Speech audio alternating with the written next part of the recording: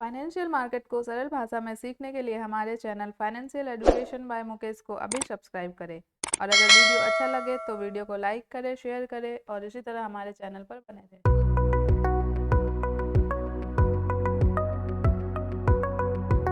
Hello दोस्तों, forex market के इस वीडियो में आपका बहुत बहुत स्वागत करता हूँ। इस वीडियो में हम देखने वाले हैं पिप क्या होता है, परसेंटेज इन पॉइंट बात करते हैं। वो होता क्या है आखिरकार, फॉरेक्स मार्केट में पिप का क्या इंपॉर्टेंस होता है, किस तरह से ये वर्क करता है फॉरेक्स मार्केट में, इस टर्म का मीनिंग क्या होता है, किस तरह से प्रॉफिट एंड लॉस कैलकुलेशन में पिप का यूज़ किया जाता है, वो सारी चीज़ें हम देखेंगे। ठीक है, तो इसके साथ ही आगे बढ़ते हैं एंड देखते हैं कि व्हाट इज पिप। सबसे पहले हमारे दिमाग में ख्याल आता है कि पिप होता क्या है।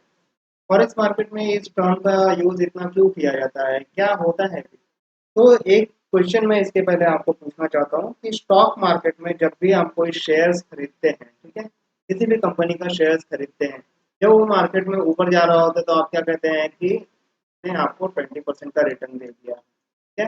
ने आपको 20% का रिटर्न दे दिया है, या मान लेते हैं कि आपको 40% का रिटर्न दे दिया है कुछ 6 महीने में या 10 महीने में, या 1 साल आप बोल सकते हो। तो इस तरह से आप परसेंटेज के टर्म में आप बोल सकते हो।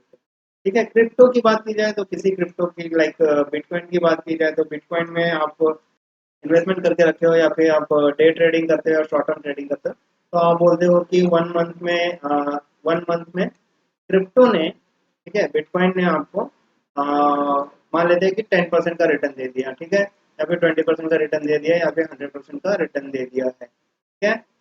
तो इस तरह से आप परसेंटेज में आप अपना ग्रोथ एक्सप्लेन करते हो, आपका प्रॉफिट या फिर लॉस जो भी रहता है उसे आप एक्सप्लेन करते हो। या बिटकॉइन में आप कभी कहते हो कि 50% लॉस में चल रहा है या 40% लॉस में चल रहा है। इस तरह से आप शेयर शेयर मार्केट या फिर क्रिप्टो मार्केट में इस तरह से आप अपने प्रॉफिट एंड लॉस को डिस्क्राइब करते हैं, ठीक है। तो इसी के कॉन्टेक्स्ट में अगर मैं आपको पूछूं कि फॉरेक्स मार्केट में आप क्या करते हैं, फॉरेक्स मार्केट में आपको कितना प्रॉफिट हुआ वो किस तरह से बताते हैं लोगों को, या फिर किस तरह से आप कैलकुलेट करते हैं। कभी आपने सोचा है, नहीं सोचा है, तो डेफिनेटली ये वीडियो आपके लिए है। तो यहाँ पे आप देखिए, फॉरेक्स मार्केट में पिप नॉर्मली क्या होता है, it stand for the percentage in point, ठीक है। कोई भी अमाउंट ऑफ परसेंटेज आपका इंक्रीज हुआ है उसको एक पॉइंट में आप, ठीक है, कुछ पॉइंट्स में आप डिस्क्राइब करते हैं, ठीक है। एंड समटाइम्स पिप जो होता है उसे प्राइस इंटरेस्ट पॉइंट भी कहते हैं, बट मोस्ट प्रोबेबली लोग परसेंटेज पॉइंट को ही रेफर करते हैं। एंड बेसिकली जब लोग फैमिलियर हो जाते हैं तो डेफिनेटली हमेशा ये पिप के बारे में ही बात करते हैं।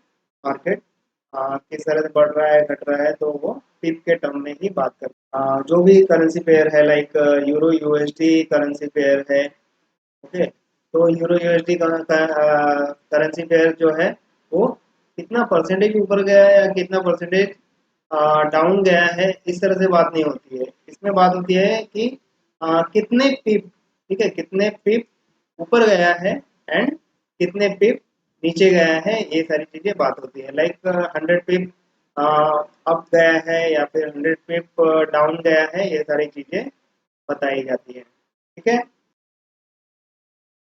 तो इनडायरेक्टली क्या होता है कि पिप जो होता है आपका मेजरमेंट यूनिट होता है। मेजरमेंट यूनिट मतलब क्या, जो भी करेंसी पेयर्स में, ठीक है, जो भी करेंसी पेयर्स में प्राइस चेंजेस हो रहे हैं, ठीक है, प्राइस चेंजेस हो रहे हैं, उनका मेजरमेंट आप क्या करते हो, पिप के टर्म में करते हो, ठीक है। का मेजरमेंट आप पिप के टर्म में करते हो। मतलब मैंने जैसे कि आपको बोला कि आपका जो भी करेंसी पेयर है like euro USD currency pair है, ये कितना पिप ऊपर गया कितना पिप नीचे गया, ये आपको बताना होता है, या फिर इसी के बेसिस पे आप अपना कैलकुलेशन कर पाते हैं कि मार्केट में ये करेंसी पेयर, ये पर्टिकुलर करेंसी पेयर, जिस भी करेंसी पेयर में आप ट्रेडिंग कर रहे हैं वो कितना पिप अपवर्ड मूवमेंट दे रहा है, कितना पिप डाउनवर्ड मूवमेंट दे रहा है, या कितने पिप के रेंज में साइडवेज चल रहा है, ठीक है।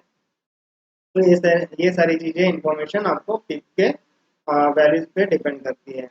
इसके साथ ही आप देखें तो ये एक काफी स्मॉलेस्ट प्राइस मूवमेंट होता है। लाइक यूरो यूएसडी की अगर बात की जाए, आज के डेट में आप अगर देखो इसका वैल्यू 1.0690 इस तरह से आपको दिखाई देगा। एक पांचवा टर्म वैल्यू भी होता है, बट नॉर्मली इसे निग्लेक्ट किया जाता है। ठीक है, इस वैल्यू को जो कहते हैं पीपेट कहते हैं।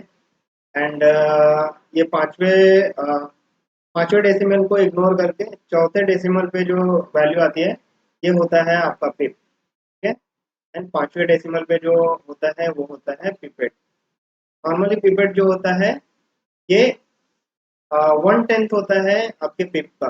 मतलब आपका पिप अगर 1 पॉइंट बढ़ रहा है तो पिपेट 10 पॉइंट बढ़ेगा। ठीक है, मान लीजिए कि ये करेंसी पेयर है यूरो यूएसडी एंड उसका वैल्यू आज के डेट में 1.0690 चल रहा है। ठीक है, तो अब पिप क्या होता है? Pip is a small price movement that a given exchange rate can make based on the market convention. ठीक है, जो भी मार्केट में एक्सचेंज रेट पर ट्रेड हो रही है, ये वैल्यू, ये करेंसी पेयर जो भी ट्रेड हो रही है, तो उनका प्राइस कुछ इस तरह से रहता है। पॉइंट के बाद आप देखो तो 4 डेसिमल वैल्यूज आपको दिखाई देंगे। इस डेसिमल वैल्यू में ये चौथे प्लेस पे जो डिजिट होता है वो डिजिट, उस डिजिट के चेंज को ही हम बोलते हैं पिप पिप चेंजेस। ठीक है, अगर ये वैल्यू 1 पॉइंट चेंज होती है तो इसे 1 पिप बोलेंगे। ठीक है, एंड 2 पॉइंट चेंज होती है तो इधर 2 पिप बोलेंगे, 2 पिप का चेंज हुआ है। तो इस तरह से एक बहुत ही स्मॉल प्राइस चेंजेस होता है। मतलब 1.0690 चौथा डेसिमल इस प्राइस के, इस करेंसी पेयर के प्राइस में चौथे डेसिमल प्राइस पे जो चेंजेस हो रहा है, जितने पॉइंट से चेंजेस हो रहा है उसे हम क्या कर रहे हैं? पिप वैल्यू कह रहे हैं। मतलब ये बहुत ही स्मॉलेस्ट चेंज होता है। तो डेफिनेटली एक पिप क्या होता है? एक बहुत ही स्मॉलेस्ट चेंज होता है आपके करेंसी पेयर के प्राइस में, based on the market convention. जो भी एक्सचेंज रेट पर जिस प्राइस में वो ट्रेड कर रहा है, उस पर्टिकुलर प्राइस में जो स्मॉलेस्ट चेंजेस होते हैं वो आपको पिप के माध्यम से दिखाई देते हैं। ओके, उससे आप ऑब्जर्व कर पाते हो, उसी से आप एनालाइज कर पाते हो। इसके साथ ही आगे देखें तो पिप नॉर्मली क्या होता है? It is equivalent to 100 percentage of point. मतलब क्या होता है कि अगर 0.01% को अगर आप डेसिमल में लिखो तो ये ऑलमोस्ट होता है 0.0001।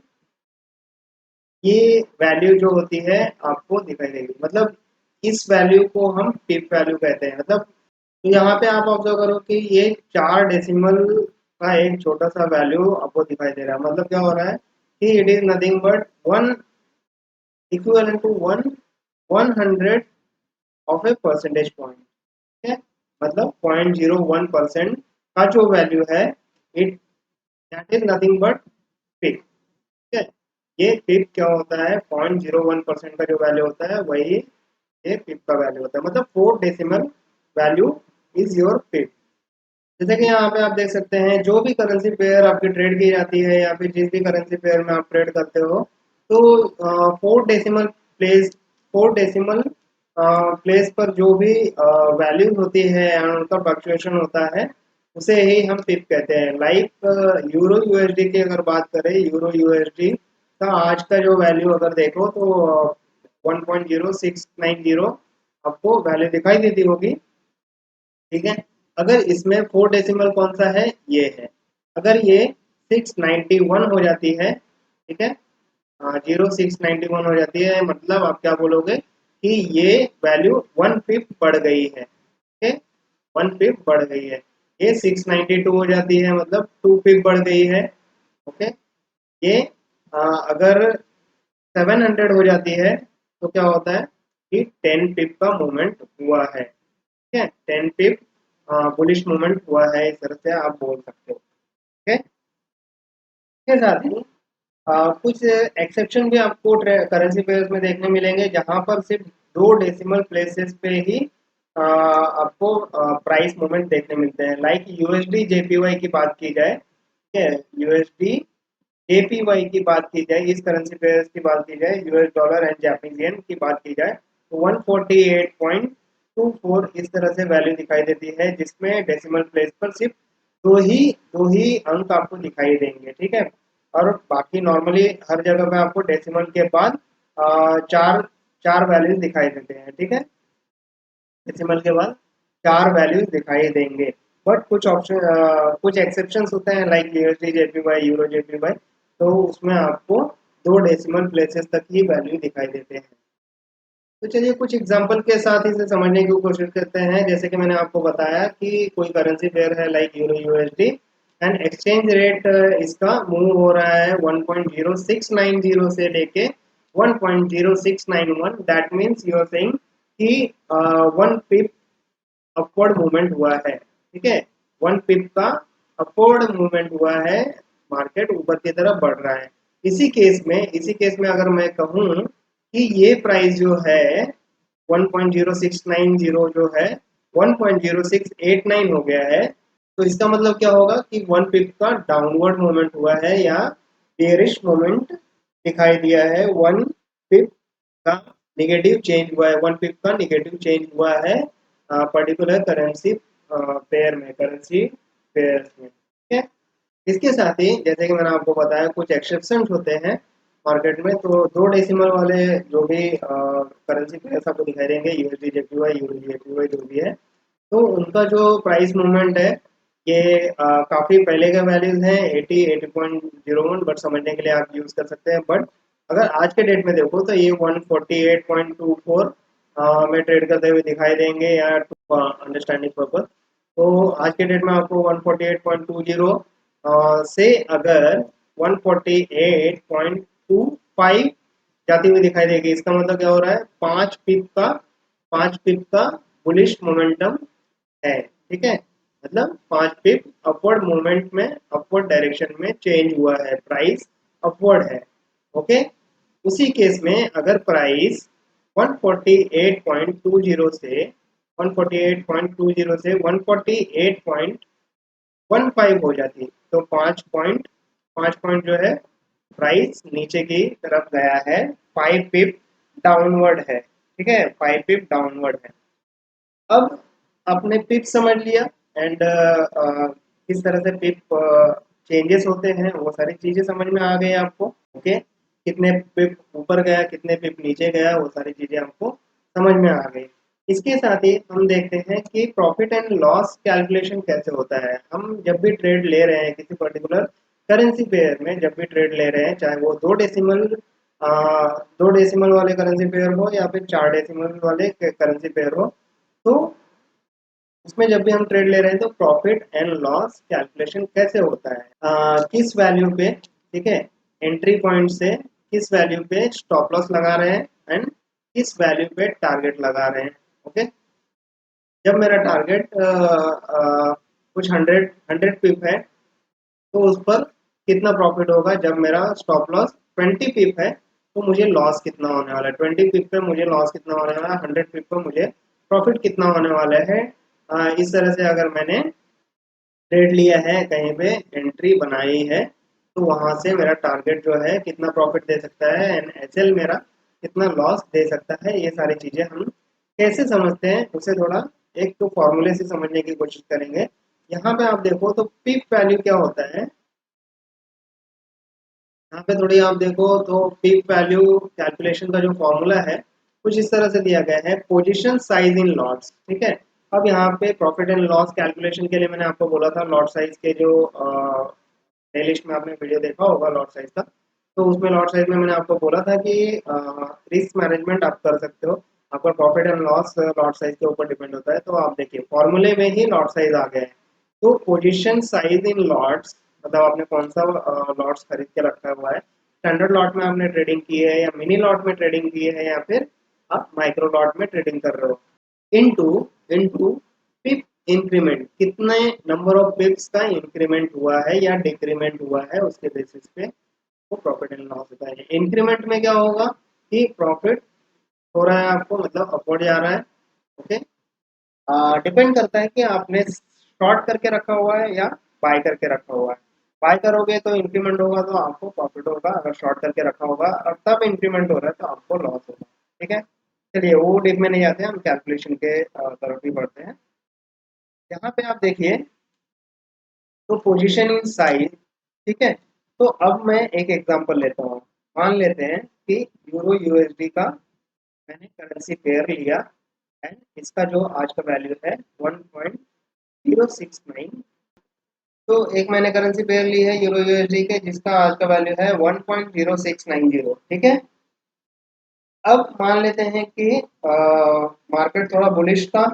ओके, कुछ पीछे से इस तरह से ट्रेड करते हुए यहाँ पर मेजर सपोर्ट बना के यहाँ से मार्केट ऊपर की तरफ जाने वाली है, ये मुझे थोड़ा पहले ही पता चल गया।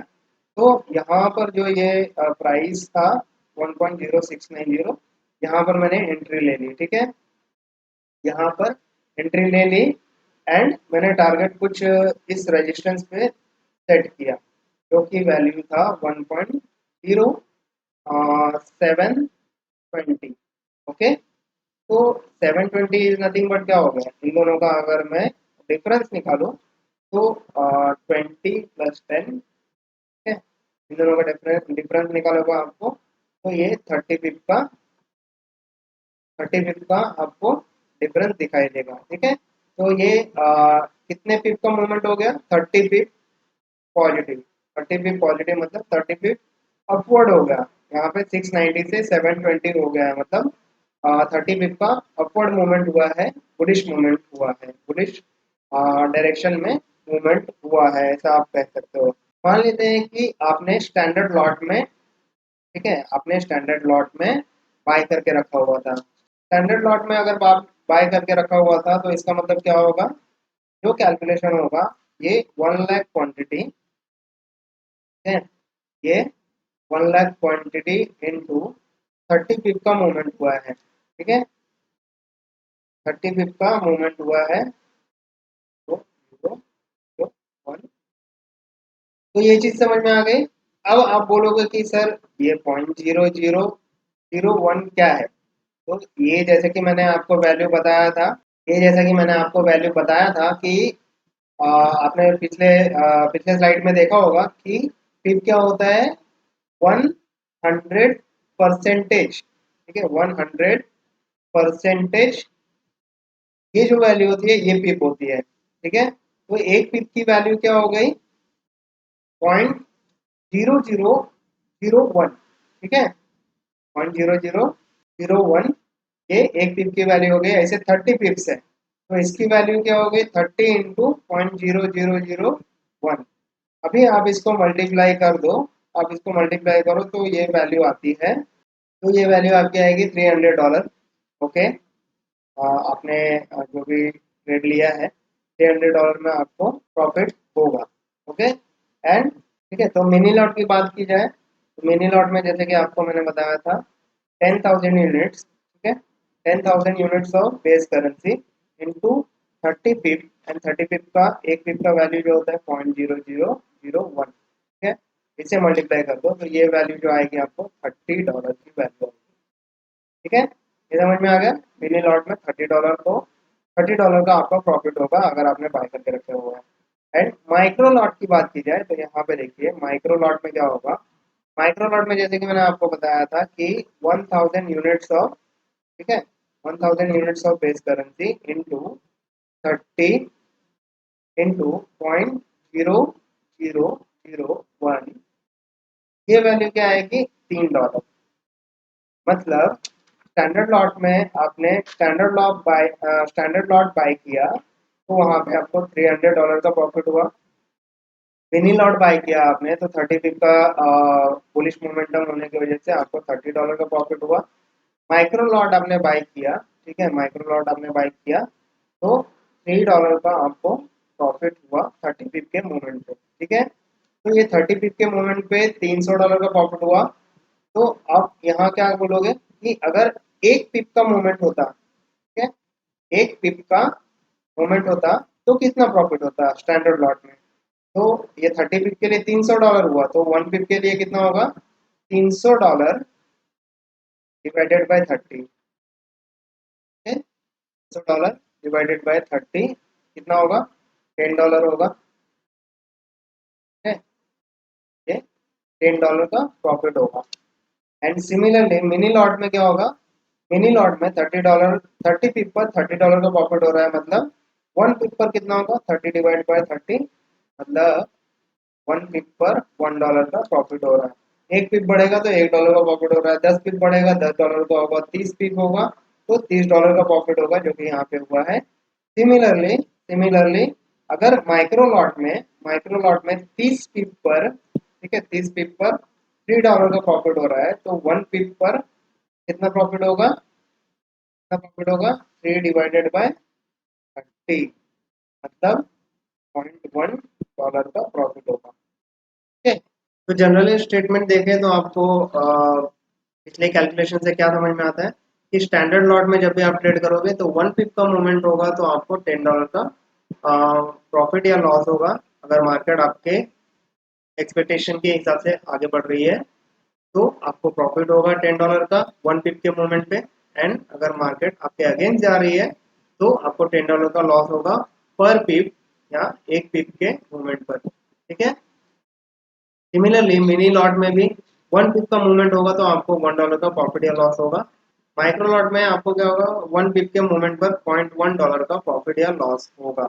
ठीक है, तो अब ये सारी चीजें समझ में आ गई। तो अब अगर मैं कहूँ कि आपने यूरो यूएसडी में ट्रेड लिया है? एक पर्टिकुलर पॉइंट पे आपने एंट्री ले ली और इस एंट्री पॉइंट से मार्केट 50 पिप ऊपर गया है, ओके, एंड 50 पिप पर आपने प्रॉफिट बुक कर लिया, ये टारगेट आपने बुक कर लिया। इस टारगेट पर 50 पिप के टारगेट पर आपने प्रॉफिट बुक कर लिया है, आपने स्टॉप लॉस लगा के रखा हुआ था 20 पिप पर। ओके, आपने स्टॉप लॉस कहाँ लगा के रखा हुआ था, 20 पिप पर। तो मान लेते हैं कि अगर आपका स्टॉप लॉस हिट होता तो कितना लॉस हो सकता था। ठीक है, कितना लॉस हो सकता था, मान लेते हैं कि आपने स्टैंडर्ड लॉट के केस में, ठीक है, स्टैंडर्ड लॉट के केस में क्या हो जाता, स्टैंडर्ड लॉट के केस में अगर आपको टारगेट 50 पिप का अचीव हो रहा है, ठीक है, 50 पिप का अचीव हो रहा है, एंड पर पिप जो है $10 का प्रॉफिट होने वाला है, मतलब आपको $500 का प्रॉफिट हो जाता। अब यहाँ पे अगर आपका स्टॉप लॉस हिट होता तो आपको लॉस कितना होता, ठीक है, लॉस की अगर बात की जाए तो आपको लॉस कितना होता, 20 पिप है तो 20 × 10, तो 20 × 10 मतलब $200 का आपको लॉस हो जाता। ओके, $200 का आपको लॉस होता है स्टैंडर्ड लॉट के केस में। वन स्टैंडर्ड लॉट आपने अगर बाय करके रखा हुआ है, वन स्टैंडर्ड लॉट आपने बाय करके रखा हुआ है तो 50 × 10 $500 का आपको प्रॉफिट होता टारगेट अचीव होने पे, एंड 20 पिप का आपका स्टॉप लॉस अगर हिट हो जाता तो 20 × 10 $200 का आपको लॉस होता। तो इसी केस में अगर आपने वन स्टैंडर्ड लॉट बाय करके रखा होता और 50 पिप का टारगेट आपका अचीव होता तो कितना प्रॉफिट होता आपको, $500 का प्रॉफिट होता। 50 पिप इंटू $10 पर पिप का प्रॉफिट होता है स्टैंडर्ड लॉट में, जो कि आपने यहाँ पे देखा हुआ है। ओके, तो ये $500 का प्रॉफिट होता, एंड स्टॉप लॉस आपने 20 पिप पर लगाया है तो पर पिप जो है $10 होता है, तो $200 का लॉस होता अगर स्टॉप लॉस हिट होता आपका तो। ठीक है, ये तो बात थी कि वन लॉट आपने बाय करके रखा हुआ है, तो अगर ये आपने टू स्टैंडर्ड लॉट बाय करके रखा हुआ तो यहाँ पर 2 से मल्टीप्लाई हो जाएगा, यहाँ से 2 मल्टीप्लाई करेंगे, 500 में भी 2 मल्टीप्लाई हो जाएगा। ओके, तो ये $1000 आपका प्रॉफिट हो जाएगा। ठीक है, यहाँ पे लॉस भी आपका डबल हो जाएगा क्योंकि आपने दो स्टैंडर्ड लॉट बाय करके रखे हुए हैं और आपका स्टॉप लॉस जो है $400 का हो जाएगा। ठीक है, तो आपको प्रॉफिट हो रहा है, प्रॉफिट कितना हो रहा है $1000 का, बट लॉस हो रहा है $400 का अगर आपका स्टॉप लॉस हिट होता है तो। इसी तरह से तीन स्टैंडर्ड लॉट लेंगे तो 3 से मल्टीप्लाई करना है। ठीक है, 4 रहेगा, 10 रहेगा, 10 लॉट आपने 10 लॉट में आपको ट्रेड कर रहे हैं, यहाँ पे 10 से मल्टीप्लाई हो जाएगा। ओके, इसी तरह से आपका प्रॉफिट एंड लॉस कैलकुलेट होते रहेगा। मान लेते हैं कि आपने दो मिनी लॉट में आपने बाय करके रखा हुआ है, टारगेट आपका 50 पिप पे है, एंड जो स्टॉप लॉस आपका 20 पिप पर है, तो क्या होगा, दो लॉट आपने बाय करके रखे हुए हैं इनटू पर पिप आपको प्रॉफिट कितना हो रहा है, $1 का प्रॉफिट हो रहा है इनटू 50 पिप का आपका टारगेट है। ठीक है, तो 50 × 1 × 2 ये कितना हो गया, $100 हो गया। तो मतलब दो मिनी लॉट अपना अगर आपने बाय करके रखा होता तो आपको $100 का प्रॉफिट हो जाता। अगर आपने 1 मिनी लॉट बाय करके रखा हुआ तो ये 1 हो जाएगा, तो मतलब आपको $50 का प्रॉफिट होगा खाली, क्योंकि पर पर पिप आपको $1 का प्रॉफिट होता है मिनी लॉट, ठीक है। एंड लॉस कितना होता, अगर आपने 2 लॉट लिया हुआ है तो लॉस आपको होगा 2 into 20 into $1, ठीक है। पर पिप का वैल्यू जो है $1 का है, एंड 20 पिप आपका स्टॉप लॉस है। 2 लॉट आपने बाय करके रखा हुआ है, मतलब $40 का आपको लॉस होता। यही अगर 1 लॉट होता तो क्या होता, $1 लॉट होता तो आपको $20 का ही लॉस होता, ठीक है। तो जिस तरह से आप लॉट साइज बढ़ाते जाएंगे एंड मल्टीपल लॉट लेंगे, like two lot, 3 lot, 4 lot, इस तरह से तो आपके प्रॉफिट या लॉस भी उसी तरह से मैग्नीफाई होते जाते हैं, ठीक है। ये तो हो गया मिनी के केस में। अब मान लेते हैं कि अगर माइक्रो में माइक्रो लॉट लिया होता तो क्या होता। तो मान लेते हैं 2 माइक्रो लॉट में आपने ट्रेड किया है, तो 2 इंटू यहाँ पर 0.1 आ जाएगा, क्योंकि 1 पिप में $0.1 का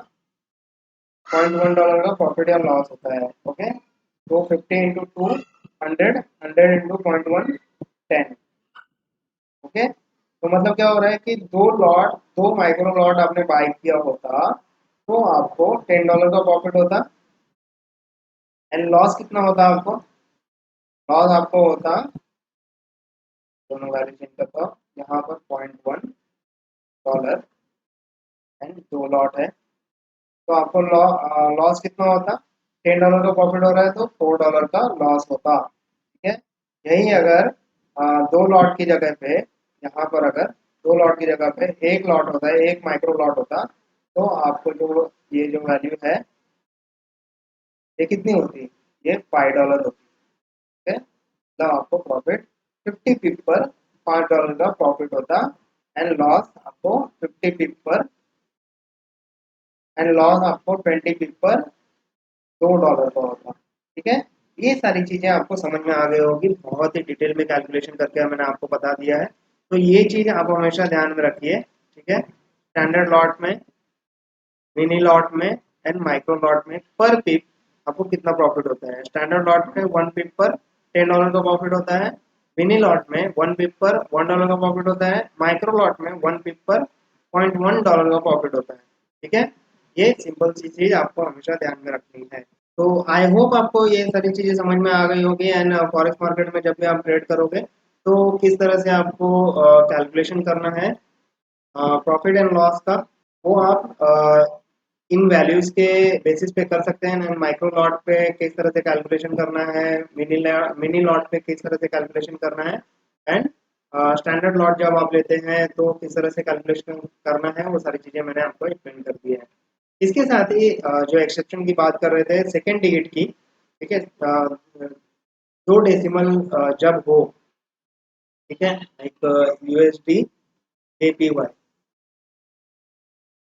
यूएसडी जेपीवाई में जब 148.24 है, इस तरह से ये वैल्यू, तो इसमें भी जब ये पिप का वैल्यू जितना चेंज होगा, 24 का मान लेते हैं 20 हो गया, मतलब क्या हो गया कि 4 पिप के 4 पिप डाउन गया है, 4 पिप डाउन गया है, तो उसमें ही स्टैंडर्ड लॉट का 4 into 10 कर देंगे, $40 डाउन गया है, $40 का आपको लॉस हो जाएगा, ठीक है। वही अगर 24 का 30 हो गया तो 6 पिप अप गया है, ठीक है। 6 पिप अप गया है, मतलब 6 into 10 $60 का प्रॉफिट हो गया आपको। तो इसी तरह से आपको, ये स्टैंडर्ड है, स्टैंडर्ड लॉट में 1 पिप का $10, मिनी लॉट में 1 पिप का $1, एंड माइक्रो लॉट में 1 पिप का $0.1, इस तरह से आपको बाय करके रखना है। एंड जब भी आपको कितने पिप का आपको प्रॉफिट या लॉस हो रहा है, उसमें आपको ये सारे वैल्यूज मल्टीप्लाई कर देने हैं, तो आपको एग्जैक्ट वैल्यू मिल जाएगा कि आपको कितना डॉलर का प्रॉफिट या लॉस हो रहा है। एंड डेफिनेटली पे आउट की बात करें तो जब आपको जिस भी ब्रोकर में आप ट्रेडिंग कर रहे हैं, तो जब वहां से पे आउट लेने की बात आती है, तो जो भी आपकी डिपॉजिट करेंसी है उसके टर्म में आपको वो वैल्यू मिल जाती है। आई होप ये सारी चीजें आपको काफी डिटेल में समझ में आई होगी, प्रॉफिट लॉस कैलकुलेशन कैसे करना है, स्टैंडर्ड लॉट में कैलकुलेशन कैसे होता है, mini lot and micro lot के बेसिस पे कैलकुलेशन कैसे होता है, एंड किस तरह से आपको प्रॉफिट एंड लॉस होता है, माइक्रो लॉट में कितना कम प्रॉफिट होता है, मिनी लॉट में किस तरह से प्रॉफिट बढ़ता है, स्टैंडर्ड लॉट में कितना हैवी प्रॉफिट होता है, वो सारी चीजें आपको दिखाई दी। बिकॉज लॉट साइज में क्वांटिटीज भी आपकी बढ़ती है, इसीलिए आपका प्रॉफिट भी या रिस्क ऑफ लॉस भी आपका बढ़ता घटता रहता है as per your lot sizes. ठीक है, तो ये सारी चीजें आपको क्लियर हो चुकी होंगी अब। तो इसके अलावा आपको किसी भी तरह का डाउट है तो डेफिनेटली आप हमारे सोशल मीडिया प्लेटफॉर्म पर कनेक्ट हो सकते हैं, या फिर जहाँ पर ये वीडियो देख रहे हैं वहाँ पर आप अपने क्वेश्चन पोस्ट कर सकते हैं। डेफिनेटली मैं आपको रिप्लाई करूंगा। एंड इसी के साथ फाइनेंशियल एजुकेशन बाय मुकेश के साथ बने रहने के लिए बहुत बहुत धन्यवाद। ये वीडियो पसंद आई हो तो definitely like share and subscribe करना बिल्कुल ना भूलें। एंड इसी तरह से अपने स्किल को ग्रो करते रहिए। Thank you so much and all the best.